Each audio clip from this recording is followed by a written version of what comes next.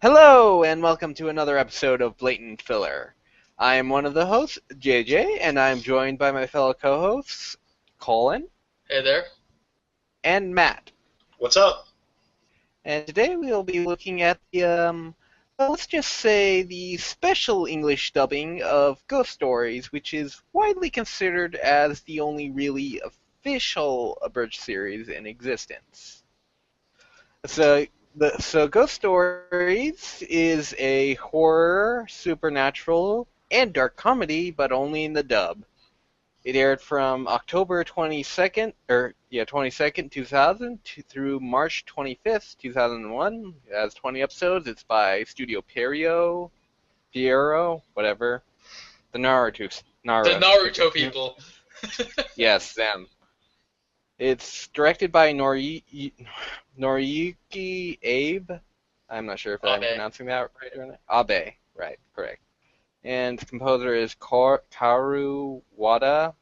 It was licensed formerly by ADV Films and is currently licensed by Discotek Media. And it's an original series. Alright, so first off, we'll go into story, which, okay, I'm going to tell you right now, we're not going to be talking that heavily about this. The story is crap without the English dubbing. Let's just say that right now. But it's such a lovely, beautiful, moving epic about this girl and her retarded younger brother and their hardships living with their perverted fourth grade friend and their Jewish friend and their lesbian ghost mom. Also, they ripped the ring like 4 times. Yeah.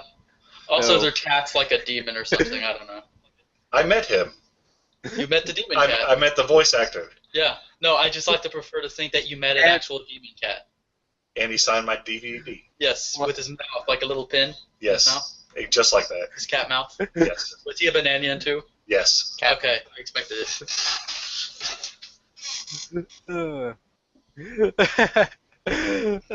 But yeah, there's a reason why they let the localization team just go whole ham on it, because if I remember hearing right, the original Japanese release of Ghost Stories really bombed, and they basically were like, yeah, it didn't do too well in Japan. And if an anime can't do well in Japan, very small chance that'll do well in the West.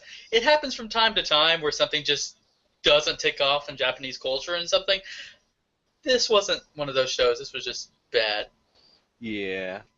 Generic piece of crap.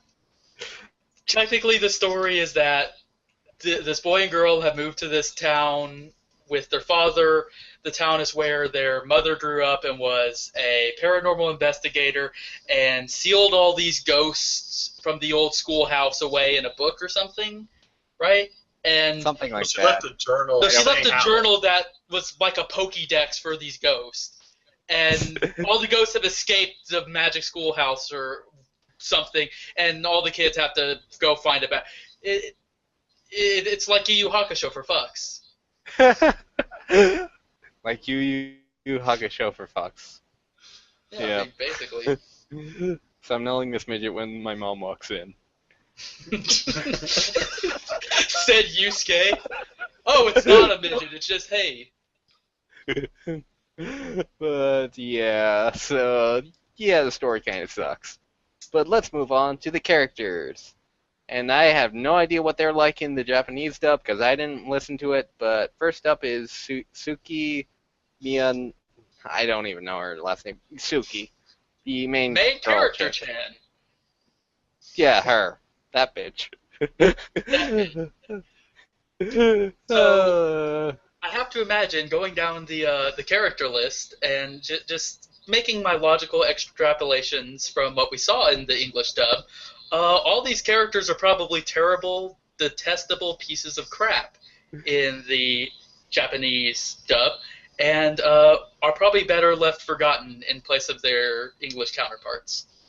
Yeah, so Suki's English voice actress was Hilary Hagg, who actually liked pretty decently. She does a fair amount of Sentai film work dubs, and a few which I haven't listened to that many, but the few that I have heard, like Angel Beats and let's see what else.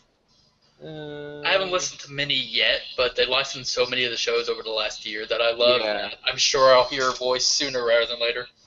Footage of Space Pirates, and let's see, what else? I listened to a little bit of The Kids on the Slope dub, and I thought she was pretty fine in that.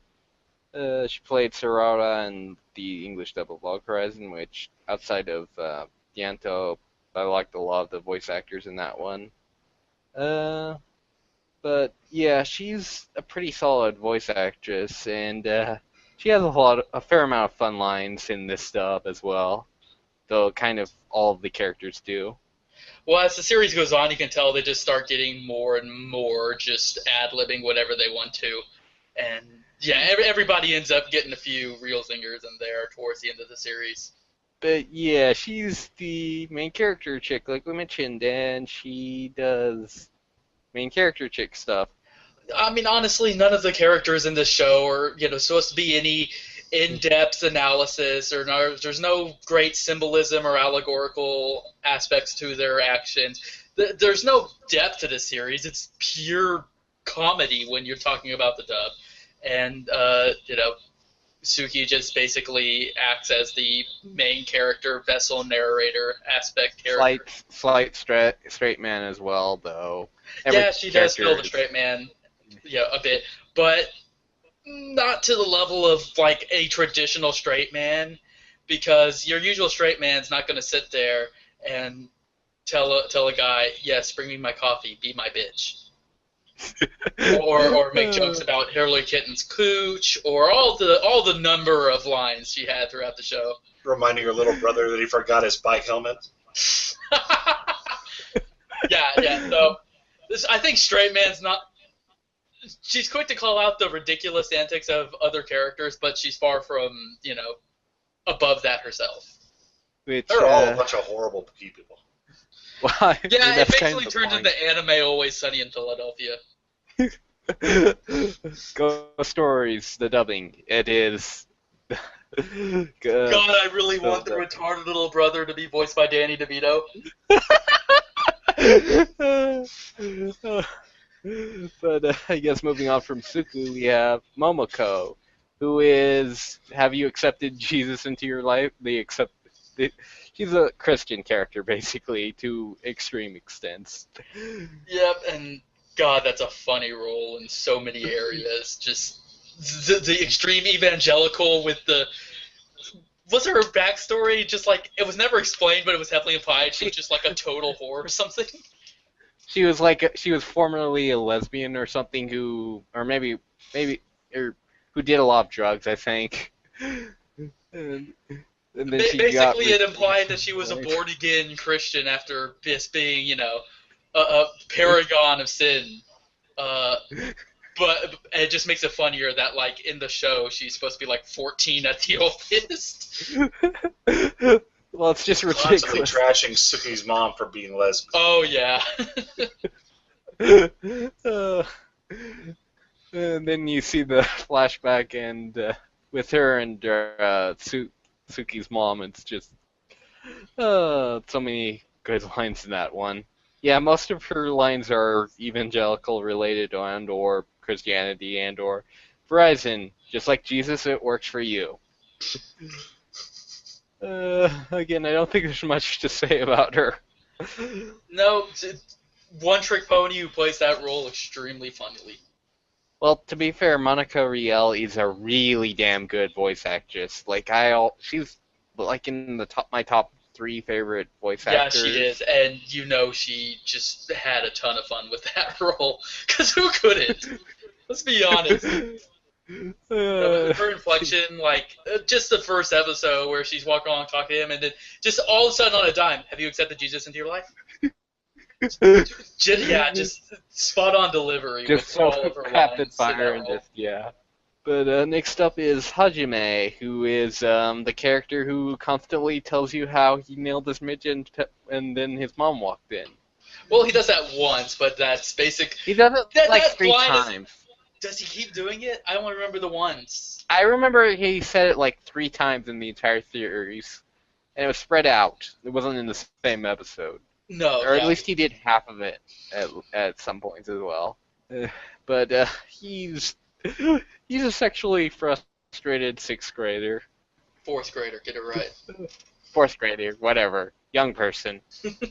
Really young person who shouldn't be sexually frustrated at that point. At least not to that extent. Was he the one that went But, giggity the first time we saw? Yes. Yes. Like the first line he says is just giggity. And Matt, I think you told me you talked to the voice actor about like that specific line, and like the original Japanese script was just something like, "Oh wow, look at that girl, she's so beautiful, walking down the stairs" or something, and Chris Patterson just popped in, giggity. Yeah, that was all him. It's just ad-lib. I kind of feel like that maybe at the beginning they didn't plan for this to be the abridged, just smash hit it was.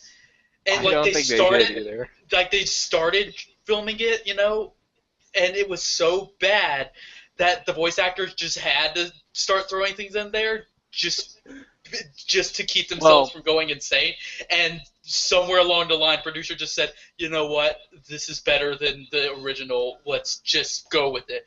And that's why it kept getting more ridiculous as it went on. You're actually closer right than you know, because it was sold in 4 volumes, and when you get to the 3rd volume, there's actually like a $50 jump in the price because of that. That's when they've already decided to go hog wild with it. Yeah, they just lost their shit. But yeah, I honestly feel like he had some of my favorite lines in the entire series. Just all the jokes he did were always funny. Oh, for sure. As far as one-liners go, he was far and away the best. There's so many quotables.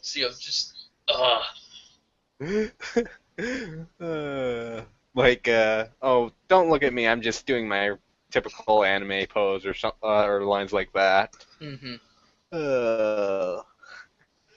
But again, there's not much to say about his character outside of the one-liners. So moving on, Leo, who is voiced by Greg Aries, and so he's Jewish in the dub. And they play that as the most stereotypical Jewish character you will see this side of South Park. Yeah. Yeah, just like they play the evangelical character as hard as they do, they kind of play him as hard as they can for the Jewish character as well. So, yeah, most of his jokes are Well, they kind did of it played harder. He'd be wearing a star. Yeah. I don't think they had the budget to go back and change all the animation frames.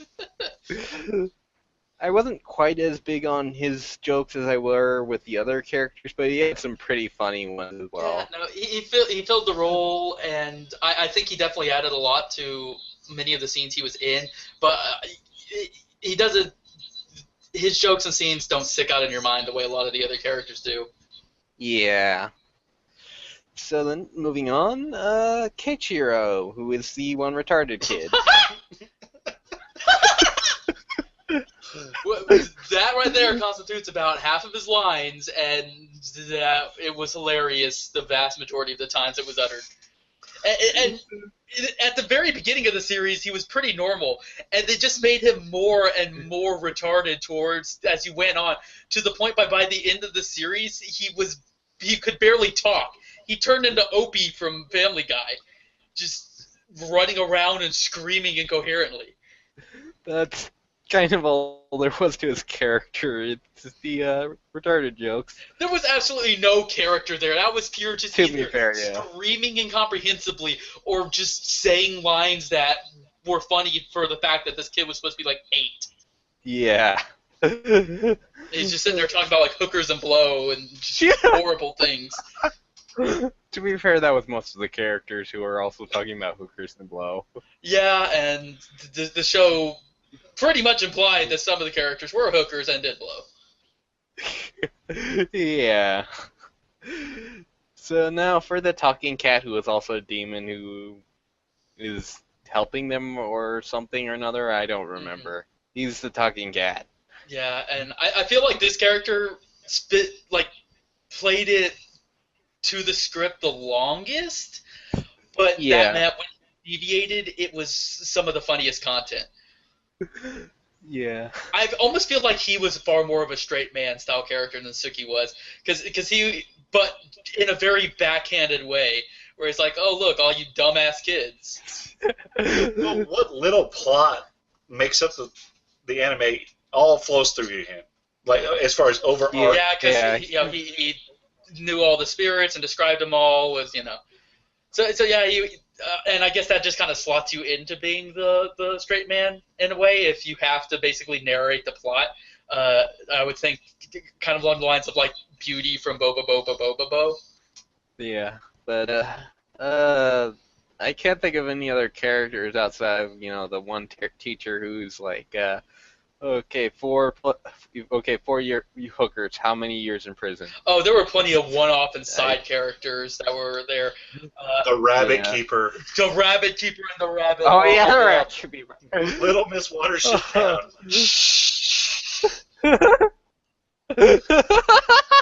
I don't remember that one until now. That was the episode where the show went from "this is pretty funny" to "this is the funniest thing I've ever seen." Yeah, definitely agree. That was just that episode. The greatest line ever.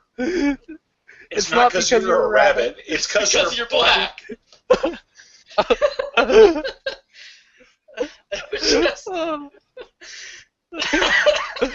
How they came up with that? Just yeah. But the characters are simple, but in the dub they just have so many amazing lines. They didn't need to be complex. Like the characters in Always Sunny don't need to have large backstories and deep emotional side plots. They're meant to be terrible people, and that's funny. I feel like it's the exact same thing here. We don't need to know about, the pains that the cat went through during cat puberty to laugh every time he calls a retarded kid short bus attendee or something. So that would be a funny joke. if the cat had trouble going through puberty. Yeah. But it would have been difficult to get those animation frames, I think. Yeah. But anyways, moving on, let's go into the animation. Boy, does this not hold up. It looks... Like most anime made in the early 2000s, it looks like total shit, especially given it had a almost certainly very low budget. What if it was in 1992? Yeah, that sounds about right. Fine. It looks like early 90s, even though it was made in 2000.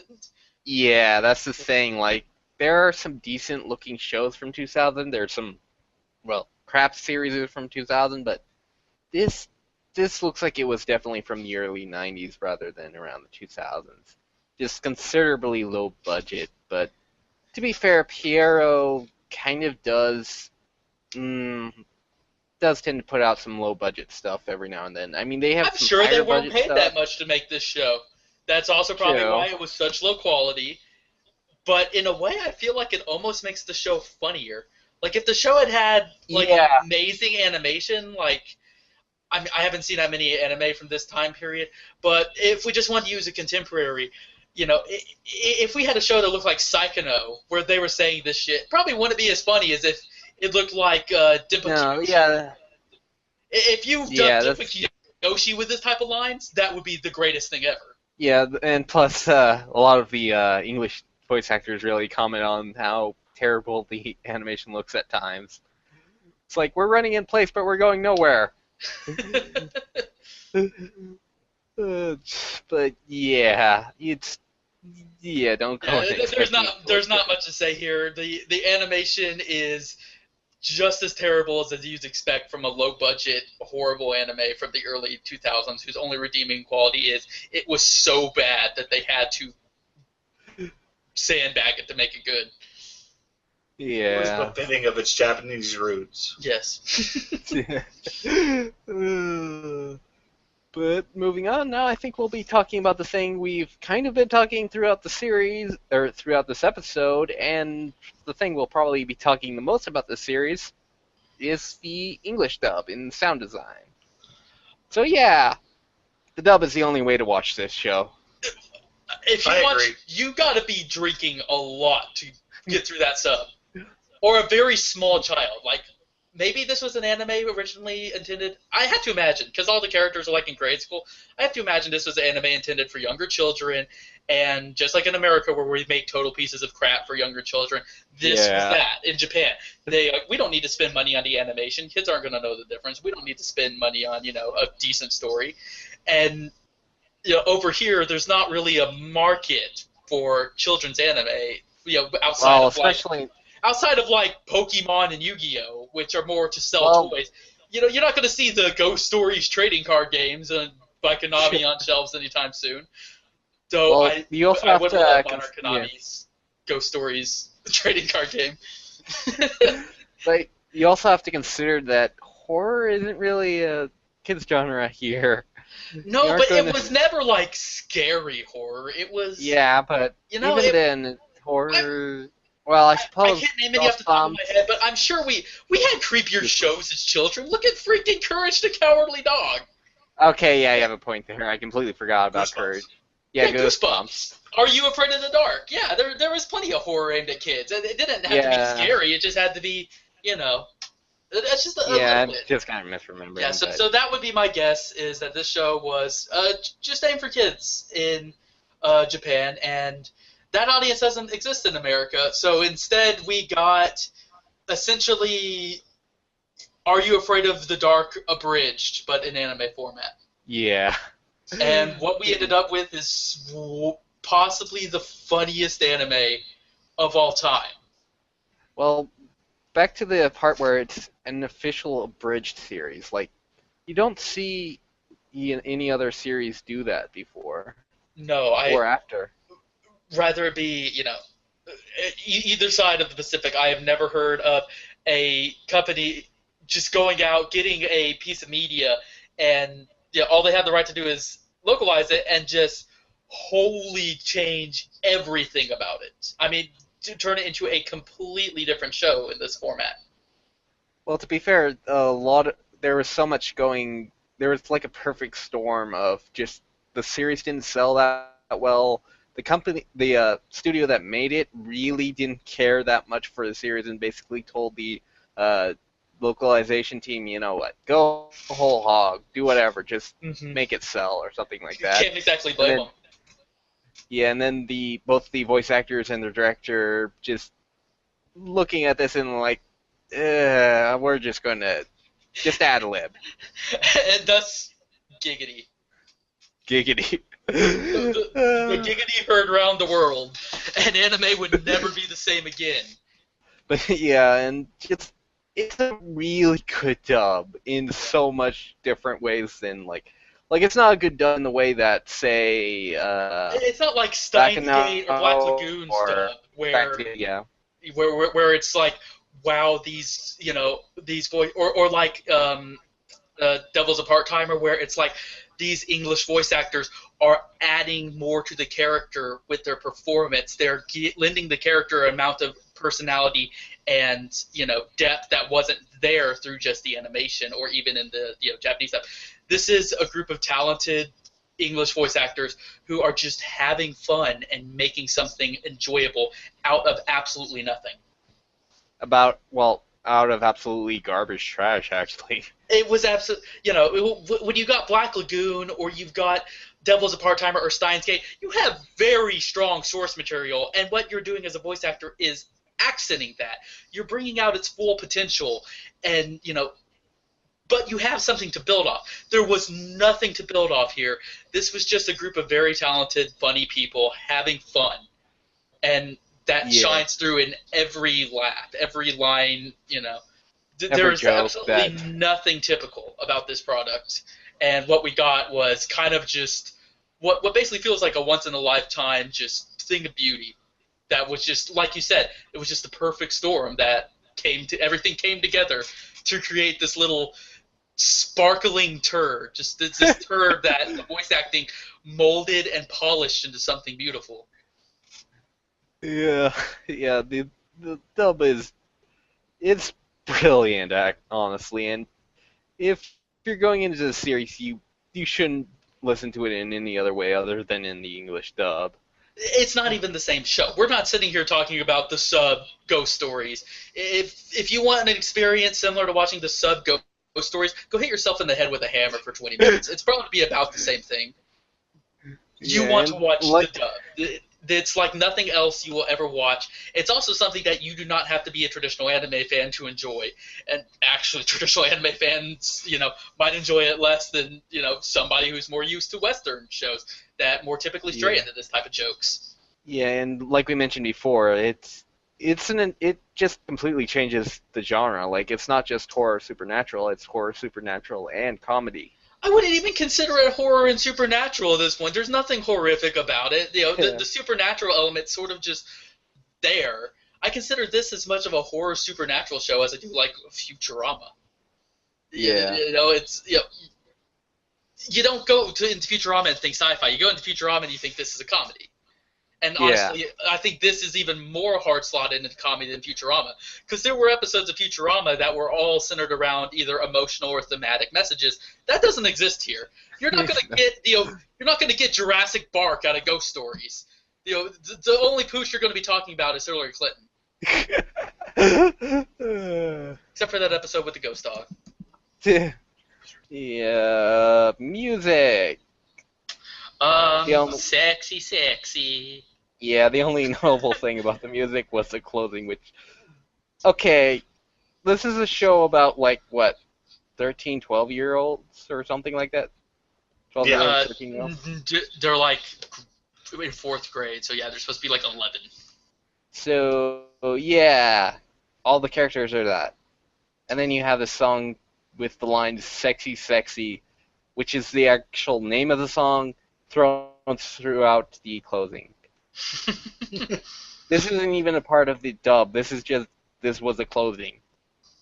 It's somehow much more perfect with the English dub than it was with the Japanese dub. So is this the actual Japanese closing as well? From my understand, yes. That's pretty amazing. You know what? It is. It probably inspired a lot of the dub. A lot of the I have to say that's pretty wonderful. It is. I mean, you can't really take a series. No, you can't take it seriously at all. When that's the closing. Like, any series that's not kind of a comedy all on its own. That's the closing. Really. Okay. Not much else to say, but I actually really like the song. It's just weird to have that there. It's the first song from an anime that I ever downloaded. Yeah. It is a really good closing. It just doesn't match up well with what's going on normally. Without the dub, it wouldn't match that well. With the dub, it's like the most perfect thing ever. So, just like every other aspect of the show, it's better in the dub. Yes. Just another part of the storm. The perfect turd storm, which rains down all these shiny turds. Just bask into a turd storm. Just drop your umbrella and let it soak you with turds. Anyways. Let's see. I don't think there's really anything else to mention about sound design. Listen to it in the dub. That's the entire point of this show. But anyways, moving on. Impact. So first up, how do you think this show has impacted in really anything? Honestly, it's become a cult classic for sure, but I don't think it's had as much of an impact as I want it to. There are so many terrible, terrible anime that get just straight man dubs in the U.S. And they would be so much better if they got this treatment. The first one that comes to mind for me is Denpa Kiyoshi, where it had a talented dub staff and and everything, and God, the original Japanese show is terrible, and you can tell it from the word go. The animation is awful, and it would just be if they had just played Denpa Kiyoshi the exact same way as they did this, it would have been fantastic. There really isn't. There aren't that many series that really like. There are terrible series that just plain up either. Well, I suppose if they're licensed by Sentai Works, there's a chance they won't get dubbed altogether. But a lot of the ones that do get dubbed by either Sentai or other studios like Funimation, they play it too seriously. Like, why? Is this going to sell in any way decently enough to give it? If it was already shown to be terrible in Japanese, American audiences, with very few exceptions, are probably not going to latch onto it any harder. Yeah, and like I know Funimation they always dub almost every series they own, with very, very rare occasions, but those are so far and few between that you might as well consider them any series owned by them to eventually get a dub. But they do grab a few seasons that's like, okay, I know this is going to get a dub, and it's most likely going to get a simul dub, but kind of wish it would get not a series dub. Though instead they have simul dubs, so there goes along. So maybe it gets better. Maybe it won't. If it's a simul dub, it's a bit more understandable. But for what we have now, just like especially with Sentai, who even with good shows, it will take them months to get around to actually dubbing it.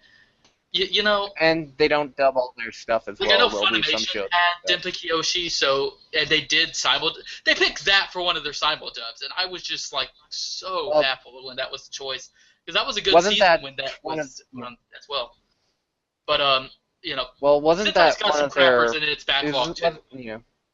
Well, wasn't that when they just started simulcasting onto a lot of it was right shows? When they started simulcasting, but it was like that was summer of 2015, and they had Overlord at that point, and I believe they had Ori Monogatari, and like I want to say they had Food Wars that season. Food Wars was Sentai. Okay, that's right. Food Wars is Sentai, and they're finally dubbing that. But it's like out of that season, which is like the strongest season in a couple years, you pick arguably the worst show to simuldub?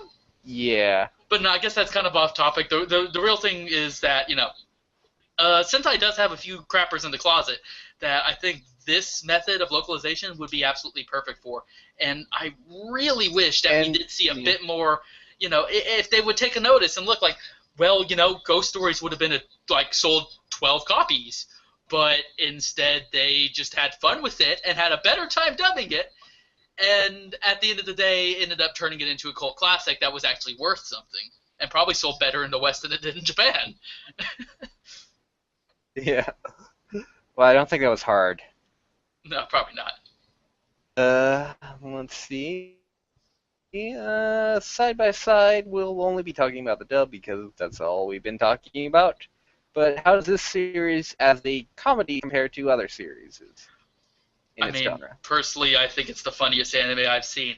But it's very hard to judge because it's all just ridiculous Western-style humor, and the situation of it being like this dub of this otherwise almost kid-centric show starring a bunch of 12-year-olds.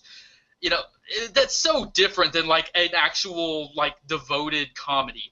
It's you don't look at this and then look at Amagi Brilliant Park or Monster Musume and go, these are very similar shows. The only one I can recall that's even close to that heavy Western style is Space Dandy. Yeah, Space Dandy is pretty much the only thing I would put kind of close to it, and that's because Space Dandy was very heavily influenced by Western media. I mean, it was simulcasted first in the West and in English dub. It was the progenitor of simuldub. And that's another fantastic English dub as well, just to put it out there. But yeah, there really isn't much ways, or there aren't that many series that can really be compared to it. I mean, not exactly in the same way in humor or like an English or American-centric comedy, but in a little ways the Gintama maybe, but that's more. I haven't seen Gintama, much less the dub, to be able to compare it there.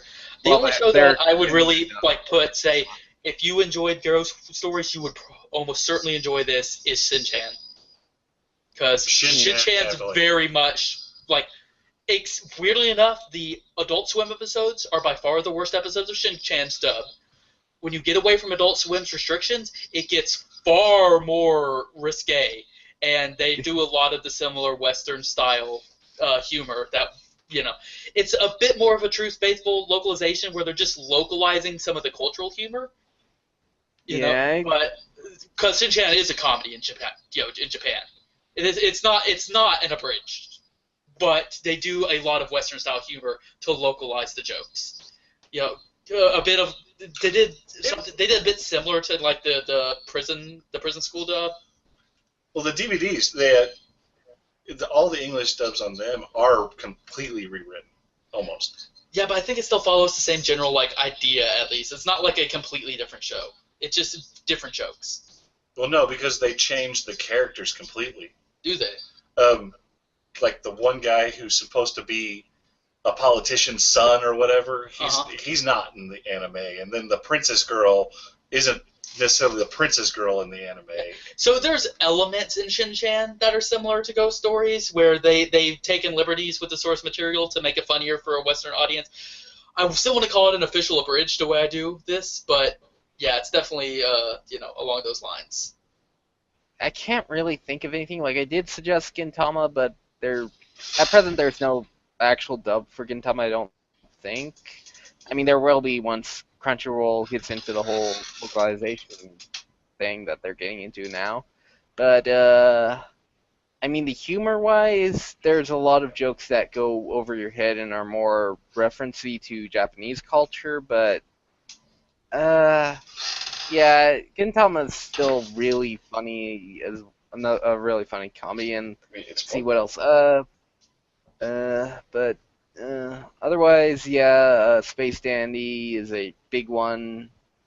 Well, that's all we really have to say about ghost stories, so thank you for listening to this, albeit brief, episode of Blatant Filler. If you would like to get in contact with any of us, our Twitter handles will be in the description below. My name's JJ. You can find me as the Journeyman626 pretty much anywhere. And how about you, Collin?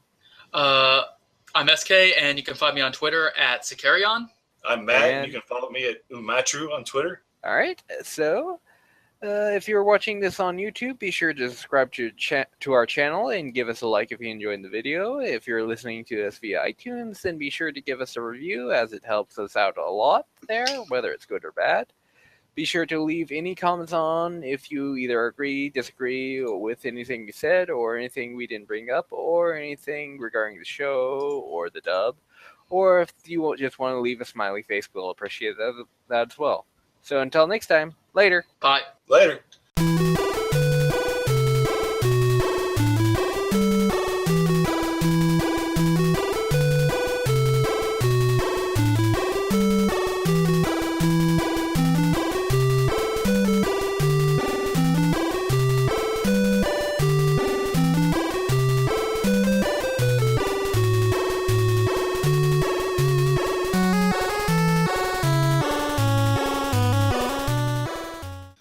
Genital warts. Oh yeah, it happened You have again. a Pokemon on your penis. Well, yeah, I mean, we're always crying. I mean, I'm always crying. Especially when the opponent is playing May. Yeah, Anyway. no, I'm crying when somebody on my team is playing May.